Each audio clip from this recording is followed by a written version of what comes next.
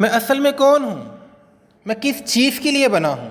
जब तुम constantly distracted होते हो, सोशल मीडिया में, बिजी लाइफ में, लोगों की एक्सपेक्टेशंस में, तो हमारा डिफ़ॉल्ट मूड नेटवर्क एक्टिवेट नहीं रहता। ये ब्रेन का वो हिस्सा होता है जो सेल्फ अवेयरनेस और आइडेंटिटी पे काम करता है। हर रोज़ 10 मिनट अकेले बैठो, सवाल करो, मैं किस चीज़ से भागता हूँ? मुझे किस काम में वक़्त का पता ही नहीं चलता।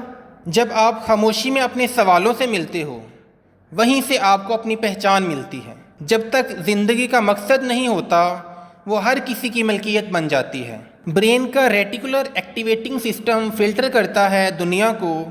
अगर आपने अपनी ज़िंदगी का क्लियर मकसद नहीं बनाया, like I want to help people heal, मुझे एक बिजनेस एम्पायर बनाना है, तो रेटिकुलर एक्टिवेटिंग सिस्टम कंफ्यूज रहेगा। आज ही लिखो, मुझे 6 महीने में क्या बनना है। अपने विजन को नाम दो। क्लैरिटी दोगे तो ब्रेन उस ट्रैक पे काम करेगा। रास्ता खुद नहीं बनता जब तक तुम अपना मकसद डिसाइड नहीं करते। मकसद को बनाओ, रास्ता खुद ही बन जाएगा। तुम वो नहीं बनते जो तुम सोचते हो या जो तुम चाहते हो, तुम वो बनते हो जो तुम डेली करते हो।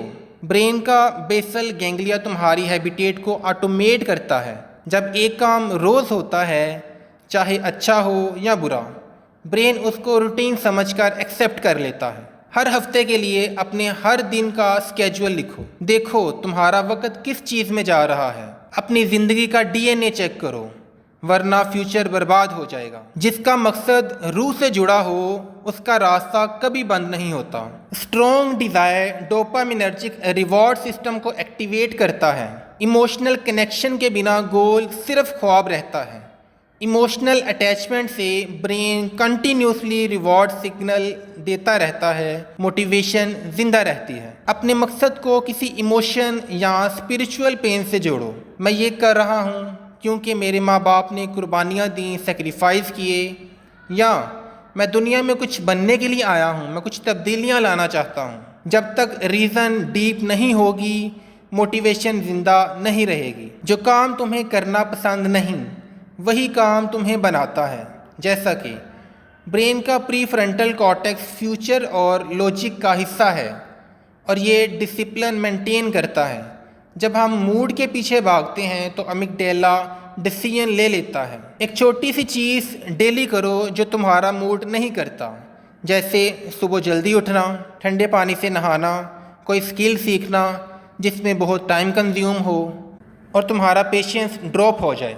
डिसिप्लिन तुम्हें वो इंसान बनाता है जिसका तुमने सपना देखा होता है। कामयाबी तुम्हारे कंफर्ट जोन के बाहर छुपी हुई है। जब तक तुम अपना कंफर्ट जोन नहीं तोड़ोगे, तुम कामयाब नहीं हो सकोगे। ब्रेन का अमिगडाला नए काम को थ्रेट समझता है, इसलिए अनकंफर्टेबल काम जैसे पब्लिक स्पीकिंग, रिजेक्शन का रिस्क लेना हमेशा पहले डिफ़िकल्ट लगेगा, लेकिन न्यूरोप्लास्टिसिटी का प्रिंसिपल ये कहता है, नए चैलेंजेस नए न्यूरॉन्स को जन्म देते हैं, नए न्यूरॉन्स को बनाते हैं। हर हफ्ते एक अनकंफर्टेबल काम करो, नए लोगों से मिलो, कुछ बेचो, किसी से माफ़ी मांगो, स्टेज पे जाओ।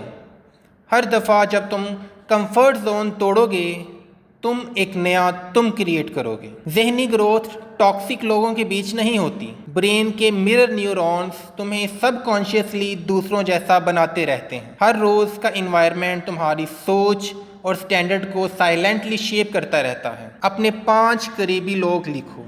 देखो क्या वो तुम्हारी हिम्मत बढ़ाते हैं या डाउट बढ़ाते हैं।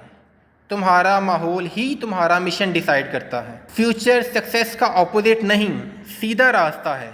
जब तुम गलती एनालाइज करते हो, ब्रेन का लर्निंग सेंटर उस मेमोरी को दोबारा रिस्ट्रक्चर करता है। यह तुम्हें अगला बेहतर डिसीजन लेने के लिए मदद देता है। अपने 3 फेलियर्स लिखो। हर एक से क्या सीखा।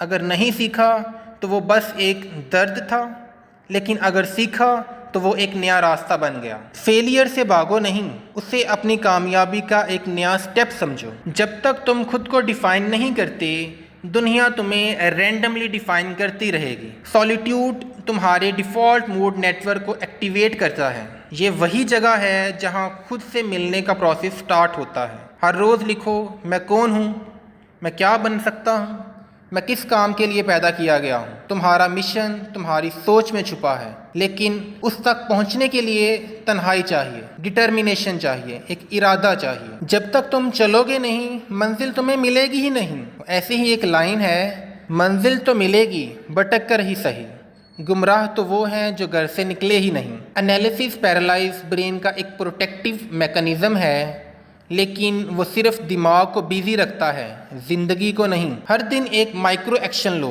कॉल करो, अप्लाई करो, लिखो, पिच करो, सीखो।